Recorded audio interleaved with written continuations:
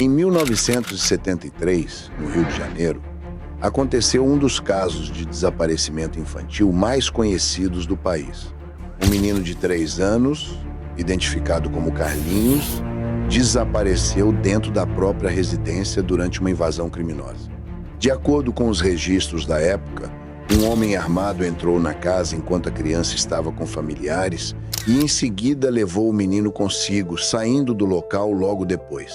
O desaparecimento foi percebido em pouco tempo, mas não houve qualquer localização imediata da criança, e o caso passou a ser tratado como sequestro, iniciando uma investigação policial. A residência onde o fato ocorreu era considerada comum, localizada em uma área urbana do Rio de Janeiro, sem histórico conhecido de ameaças diretas ou situações semelhantes anteriores.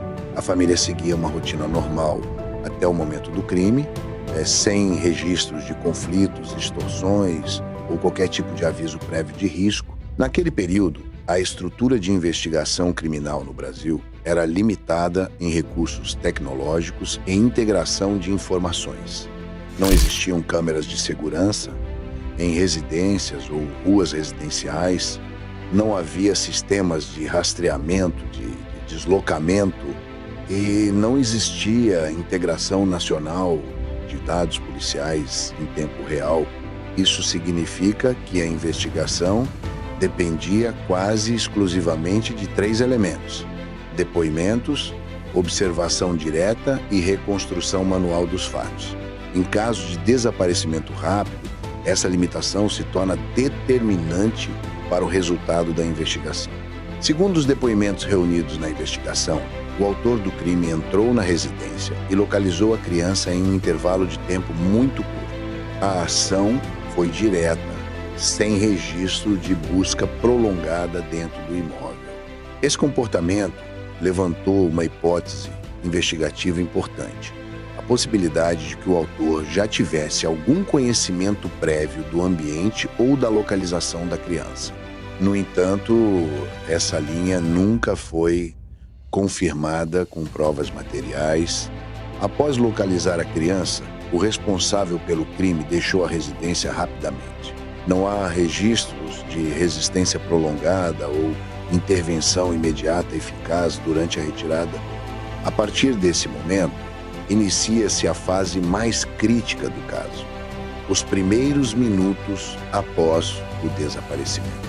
Essa janela é considerada decisiva em investigações de sequestro infantil, pois define a capacidade de rastrear rotas de fuga e identificar suspeitos.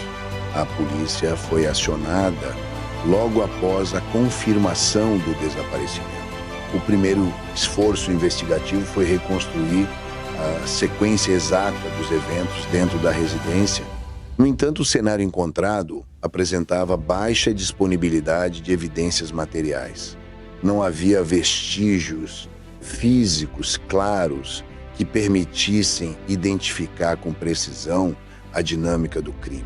Não existiam registros técnicos ou visuais que ajudassem na reconstituição dos fatos. Até hoje, o caso Carlinhos permanece sem uma conclusão oficial definitiva. Não há resposta confirmada sobre o que aconteceu com a criança após o crime.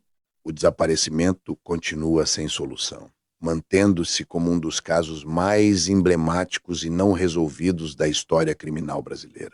Com o passar dos anos, o caso passou a ser analisado não apenas como um episódio isolado de sequestro infantil, mas como um exemplo de falha estrutural de investigação em um período em que o Brasil ainda não possuía mecanismos modernos de resposta rápida a crimes dessa natureza.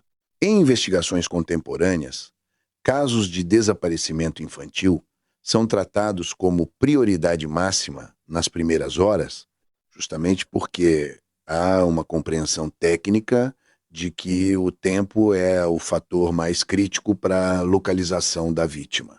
No caso Carlinhos, essa estrutura ainda não existia de forma organizada ou sistemática. Isso significa que o intervalo inicial, após o desaparecimento, não contou com protocolos claros de ação integrada entre forças policiais, comunicação imediata em larga escala ou mecanismos de bloqueio de rotas de fuga. Outro ponto relevante é que, ao longo do tempo, o caso passou a ser impactado por um fenômeno comum em investigações antigas: a degradação progressiva da qualidade da informação original. Nos primeiros momentos de uma investigação, informações são coletadas de forma intensa e simultânea, mas com o passar dos anos, essas informações passam a depender exclusivamente de registros documentais e memória de depoimentos iniciais. Quando esses registros não são suficientemente detalhados ou quando não há evidência física preservada, a capacidade de revisão do caso se torna limitada.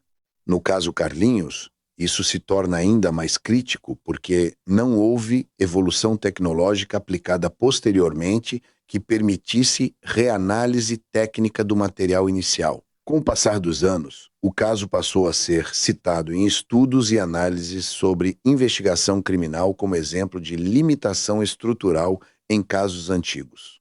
Ele é frequentemente utilizado para demonstrar como a ausência de tecnologia e de protocolos padronizados de resposta imediata pode comprometer permanentemente a resolução de um desaparecimento.